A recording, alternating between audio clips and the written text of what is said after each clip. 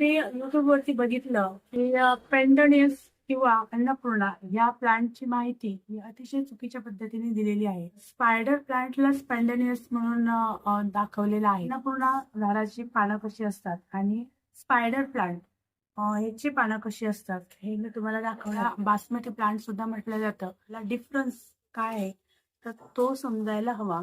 हे जे आहे तर हे आहे माझ्याकडे स्पायडर प्लांट आहे.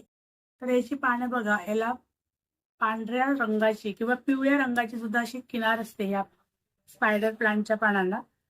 स्पायडर प्लांटला स्पेंडनियस किंवा अन्नपूर्णा म्हणून सांगितलेलं असं मी एक व्हिडिओचं हेडिंग बघितलं आणि म्हणूनच मी खरं तर हा व्हिडिओ करण्याचा निर्णय घेतला. पण बासमती प्लांट असं म्हणतो. आता ह्याची पानं बघा, ह्याची पानं पूर्ण ग्रीन कलरची आहेत.